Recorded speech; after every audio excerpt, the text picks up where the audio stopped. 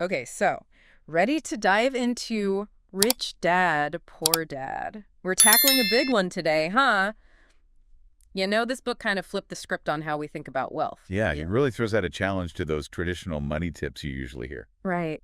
Like completely different. Exactly. So Kiyosaki starts off with this comparison between two dads, his own dad, the poor dad, and then his friend's dad, the rich dad.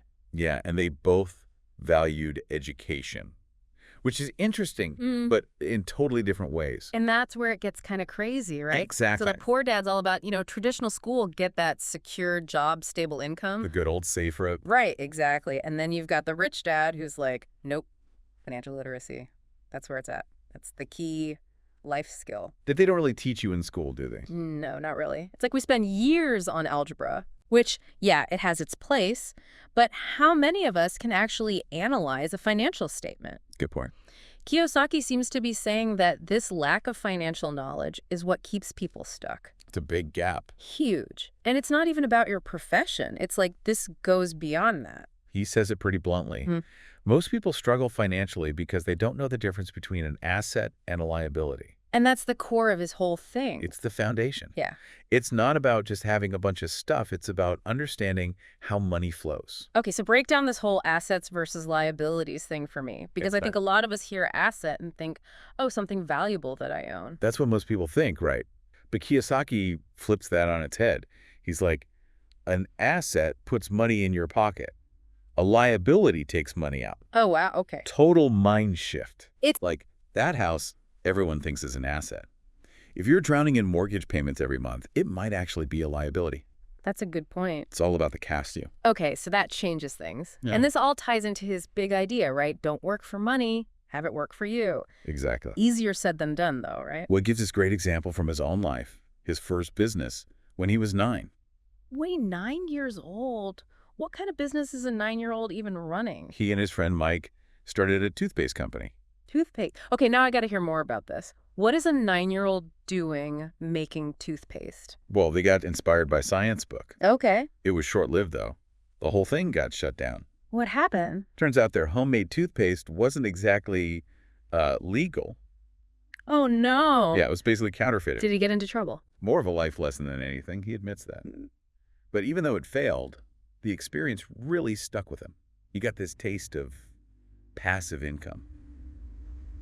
Money coming in even when you're not working. That's big for a 9-year-old. That is huge. Definitely a light bulb moment. Yeah, for sure. So is he basically saying that wealthy people aren't working harder, they're just playing by a different set of rules? Kind of. He believes the wealthy understand how these systems work in a way that gives them an advantage. And it's not about being greedy or anything, it's about evening the playing field. Exactly. Okay, and this is where he brings in financial IQ. Right. What does that even mean, though? Right. It's not just about being good with numbers. Right. It's about understanding things like accounting, investing, how markets work, even having a grasp of the law. Wow. Yeah, he tells a story about buying a rundown property.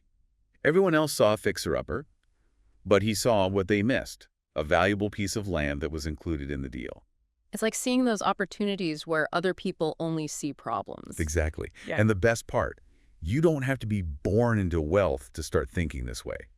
It's like he's saying anyone can train their mind to think like an investor. Totally. But he's also realistic about the mental blocks people face, Yeah, for sure. He talks about these I don't wants. What's that all about? It's those little fears that hold people back. Like, I don't want to deal with repairs, or I don't want to risk losing money. Right. Kiyosaki says those I don't wants can become self-fulfilling prophecies. Because you avoid the work and then you miss the potential reward. Exactly. You get stuck in this cycle of inaction. He compares it to that tar baby thing, right? Yeah, like the more you struggle, the worse it gets. So how do you get unstuck? Well, he's got a 2-part solution. Okay, shoot. First, he says pay yourself first. But it's not just about saving what's left over at the end of the month. It's like a mindset shift. Right. Yeah. It's about prioritizing your financial well-being right from the start. Making it automatic. Exactly. Like setting up a system where a portion of your income goes straight towards your goals before you even see it. Interesting. Does he talk about how to actually do that? He does. He gives a lot of practical tips in the book, but he also stresses that it's not one size fits all. You have to find what works for you. Exactly. And that's where the second part of his solution comes in continuous learning. Okay, so you're telling me it's not just about setting up that system and then you're good to go. Nope. Kiyosaki is all about constantly learning and adapting.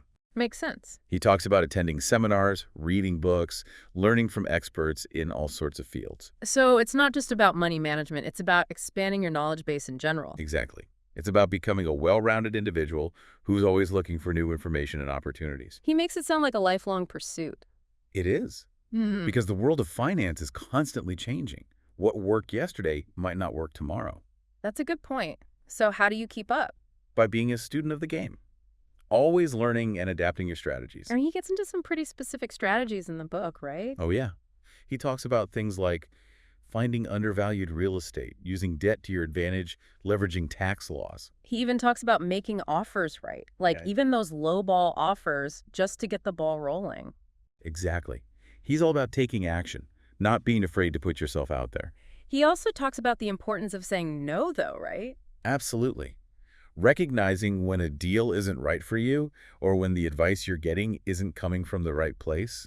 Yeah, like that story he tells about turning down a secured job offer early in his career. Because deep down, he knew it wasn't going to lead him where he wanted to go. Exactly. It's about trusting your gut and not being afraid to take risks. And learning from your mistakes. Right, because even if things don't go as planned, you can always learn from the experience and come back stronger. It's that resilience that really matters. He has that great anecdote about Texans and their remember the Alamo mentality. It's not about glorifying defeat. It's about using setbacks as fuel. I love that. Like that Thomas Edison quote, "I haven't failed. I've just found 10,000 ways that won't work." Exactly. It's all about perspective. And perseverance. It's like he's saying, hey, I'm not guaranteeing you're going to be rich, but here are the tools to figure it out for yourself. Yeah, find what works for you. Right. So as we wrap up here, what really stuck with you from Rich Dad, Poor Dad?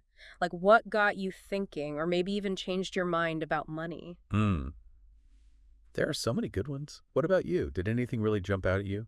You know, I think for me, it's that whole idea of assets and liabilities. It really makes you look at things differently. Totally. Like that house thing. It's like, whoa, it might be the biggest purchase you ever make, but is it really an asset?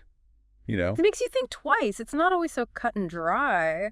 Right. And then there's that whole thing about finding mentors. I mean, that really resonated with me. Huh. Learning from people who've been there, done that. Yeah, and he talks about how important it is to be a mentor yourself, too, right? Like sharing what you've learned. Pay it forward. Exactly. Because everyone's got something to offer. Totally. Yeah. So yeah, listeners, I guess the big question is, what are you going to do with all this? What's that one step you can take today to start moving towards your own financial freedom? Even if it's just something small, like maybe try that pay yourself first thing. Just see what happens. Right. Or maybe it's picking up a book about investing or real estate or whatever interests you. Just start learning. Because knowledge is power, right? Absolutely. Mm-hmm. The more you know, the more confident you'll feel making those financial decisions. And who knows, maybe someday you'll be the rich dad sharing your wisdom with the next generation. That's what it's all about, right? Leaving a legacy. Exactly. All right, folks, that's a wrap on Rich Dad, Poor Dad. Go out there and make some smart money moves. And remember, it's not just about getting rich. It's about living a richer life. Well said. We'll see you next time for another deep dive.